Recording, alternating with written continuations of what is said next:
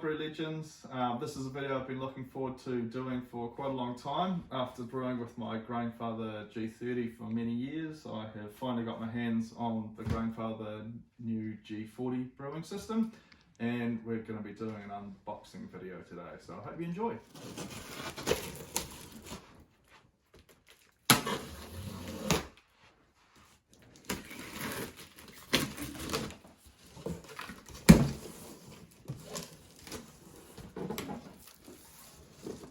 Right, so I've just cracked the box open, so let's get into it. Obviously you've got your quick start guide and the new Grainfather lid, which is way bigger than the G30, and it's actually got a handle, which is something that was majorly lacking in the G30, so I'm really excited to see that.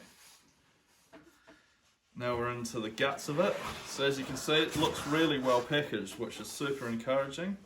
So the next part we've found is the power cord. Now this is probably the only disappointing part so far. It comes factory in 10 amp mode, and it only comes with a 10 amp power cord. What that means is you can only run 2,300 watts worth of power through the heating elements. Now it will actually run 3,300 watts worth of power, but what you need to do is buy the accessory 15 amp power cord. It means you have to wire in a new plug into your house, which you need to have an electrician to do. But the reason I bought the Grainfather G40 was to access the 3,300 watts worth of heating power.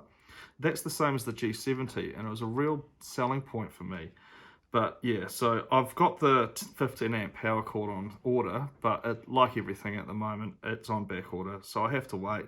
I'll probably do a brew or two with the 10 amp, and I'll be able to compare the speed of boil and everything from there.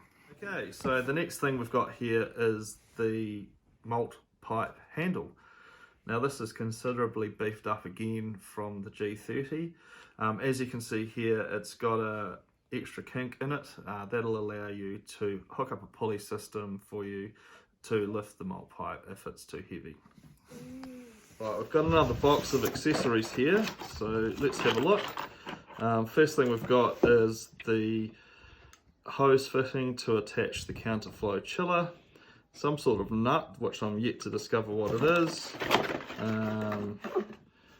the recirculation pipe, which is completely different to the G30. It actually attaches into the side, but we'll cover that a bit later, and what looks like to be a packet full of spare parts, which is really cool. Oh, look, we've got all these extra O-rings and things like that. Always valuable. Alright, so we're going to pull out the rest of the packaging and get into the actual brewing unit itself. All of this stuff, yeet that away, pull that out, rid of that, and unveil. So the first thing that stands out here for me is the actual size of the whole unit and how beefed up it is. You can actually tell, even just by looking at it, that it is actually made from real high quality. It's got massive handles, and the whole surface area of the entire Grainfather is way bigger than what I'm used to. Right, so pulling the unit out. Let's see how heavy this bad boy is. Oh, there's some weight there, that is for sure. Right, so first thing we've come across inside the actual unit is the counterflow chiller. Looks to be a similar size to the G30, which was super efficient anyway, and probably didn't actually need a lot of improvement. Just get a scissors to cut through there.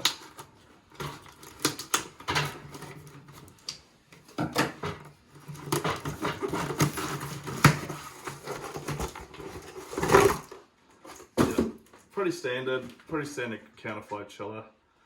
Right, so we've got the counterflow chiller, which is basically the same as the original G30 one. Why fix something that's not broken?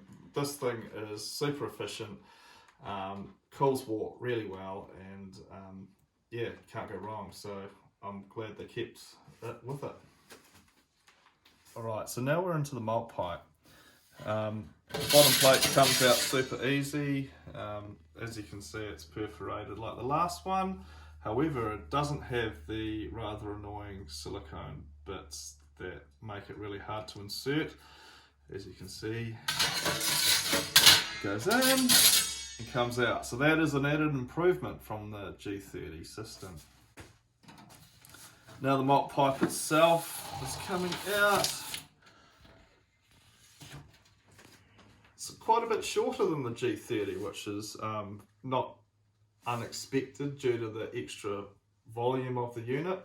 It has got these perforated sides all the way down it, and that increases efficiency. And obviously it doesn't have the overflow pipe like the original G30 had.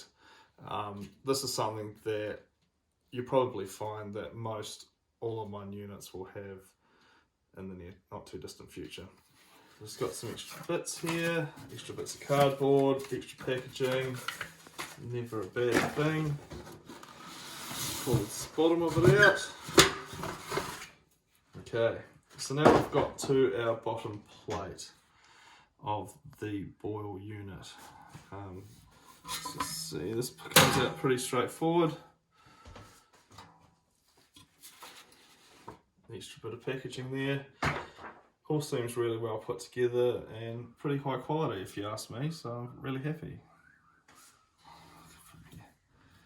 The bottom plate has this extra step up which will keep any spent grain or hot matter away from the pump, and as you can see, slots back in nice and smooth. Thanks for watching my video on the unboxing of my new G40. I'm really excited to start using it.